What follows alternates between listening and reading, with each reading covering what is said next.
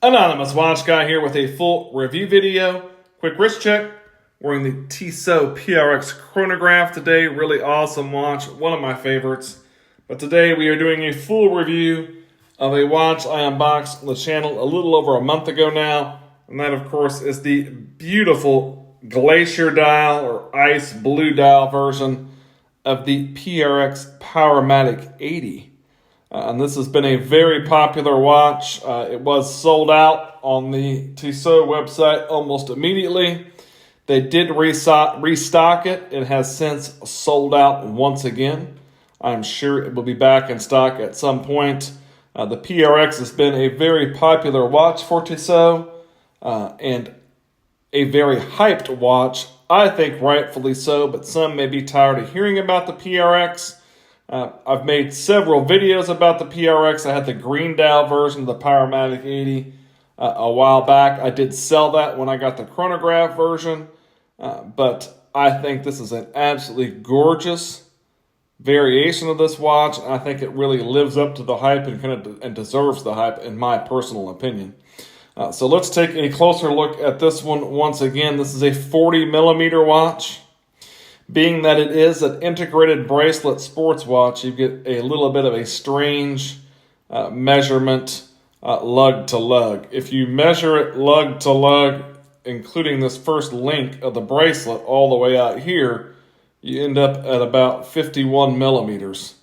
And that scares people and think it wears really big. I don't think it does. If you measure the actual just case, it's just over 44 millimeters. I think it wears really closer to that size. Again, being an integrated bracelet, you've got a funky lug opening. I don't really measure this little part here, but it's like the width of the top link is 26 millimeters, and it tapers down to 18 millimeters at your butterfly clasp. The watch is just under 11 millimeters thick at 10.9 millimeters. So a really thin watch. It does have a push-pull crown there at the 3 o'clock position that is signed with the Tissot logo. Does still give you 100 meters water resistance. You have a flat sapphire crystal with anti-reflective treatment. It gives you a really gorgeous shot of that glacier or ice blue dial there. Really nice job on the anti-reflective on this crystal done by Tissot. Looks really, really good. Gives you a nice, beautiful shot of the dial there. But a really well done crystal on this watch, I think. Of course, this is running the PRX, or the Powermatic 80 movement, which of course has 23 joules and 80 hours power reserve. Also has that Nivacron balance spring that gives you some anti-magnetic properties. Of course, it's a modified ETA movement, being that Tissot is owned by Swatch Group. ETA or ETA also owned by Swatch Group. So you do have a really high quality movement in this watch. At 80 hours power reserve on a watch that costs less than $700 US, $675 USD is the full retail on these. I think you get a great value proposition there just with the movement alone. But on top of the movement, you have an absolutely gorgeous dial. You can see that light blue Glacier dial. It does have a sun ray effect. You can see there. It picks up on the camera there. But a really just gorgeous dial. Of course, you've got that waffle style pattern on the Powermatic 80 version of the PRX. The chrono version has kind of a vertical brushed dial, and the kind of a similar dial on some of the quartz variants of the PRX. But you get that waffle pattern on the Powermatic 80 version.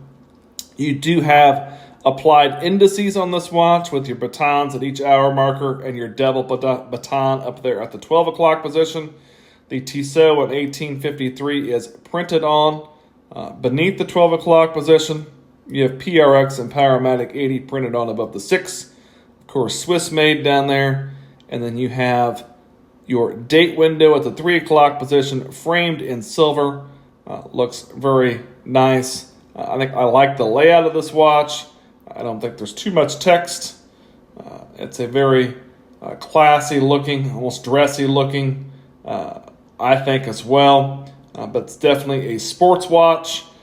You've got a stick style handset that does have some lume, high polish seconds hand with no lume or anything on the seconds hand. There is some lume on the indices as well. This watch isn't really built for lume, but it does have some lume, which we will take a look at here at the end of the video. But the finishing on this watch, I think, is way above what the price point suggests. You've got some really nice brushing on the mid case, really thin mid case profile, contrasted with some high polish on the bottom and a high polished kind of fixed bezel, and then some more brushing on the top of the case, some vertical brushing on the top of the case. Very 70s style on this one. This is, of course, based on a 1970s Tissot model, but you've got your 70s, almost Genta-esque design cues on this watch. You've got a high polished bevel there to designate between your horizontal finished mid case and your vertically brushed top of the case. But the finishing level, again, punches well above its weight on this watch. It is a beautifully finished watch, and I think the best finished watch, I would say, at less than $1,000 US, in my personal opinion. I think others share that opinion, but it's a really, really gorgeous job on finishing these watches by Tissot. Just a really, really, really gorgeous watch. Take that into consideration as well with that beautiful Sunray Glacier dial. I think this one just is an absolute home run as far as looks go. Your bracelet, again, you've got your integrated bracelet, and the light play on this bracelet is fantastic. Wears very comfortably. You've got a brushed finish on the bracelet, and you've got your high polish in between the links. That just gives a fantastic light play.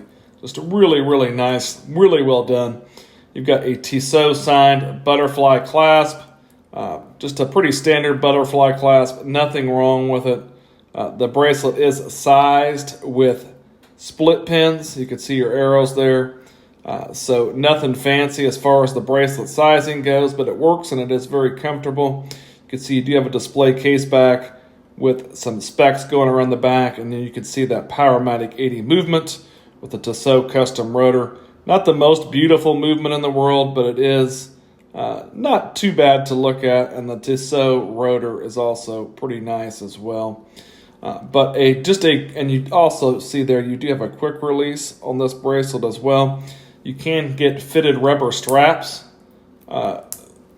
if you choose to take it off the bracelet. I think the bracelet is the way to go on this watch, just because, again, the beautiful light play and the comfort factor. I think this watch works really well on the bracelet.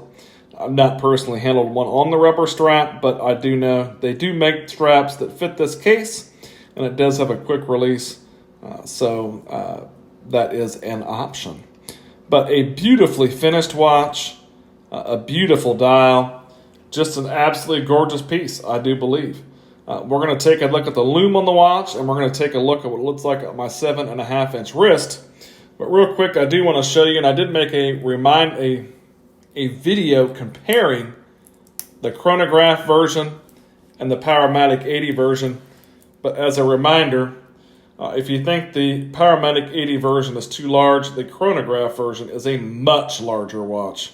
It is much thicker. The case is much larger. When you see them side by side, you can tell that the chronograph version, again, it is an automatic chronograph movement. Even the bracelet is much more robust. You can see the thickness difference in the bracelet there. The bracelet is thicker on the chronograph version. But the chronograph version is a much, much larger watch. Probably is a little big if you have a smaller wrist. I think the Powermatic 80 version works just fine for a smaller wrist. But let's take a look at the lume and what it looks like on my 7.5-inch wrist. Here you can see the lume on the watch. You get a nice kind of blue glow on the lume on this one. Not sure if it is BGW9 or not. But you do have lume on all of your applied indices as well as your handset. It is not the greatest lume in the world, but it does glow nicely. Obviously a stronger application on the handset itself. But for being it's not a dive watch, for a sports watch, kind of a dressy sports watch for what it is, I think the lume is pretty solid.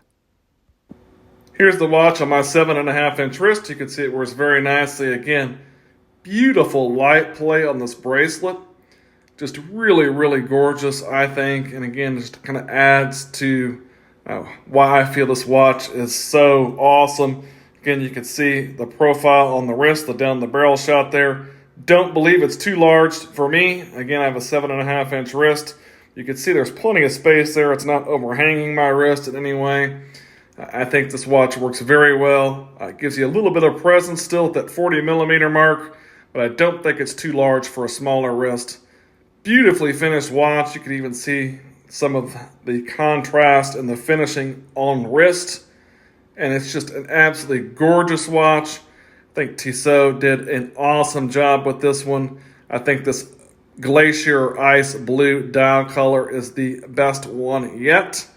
And I couldn't recommend the PRX more to anyone that's thinking about this watch. I think for $675 US, you can't beat it. I think it's the best watch you can buy, the best Swiss watch you can buy for sure, under $1,000.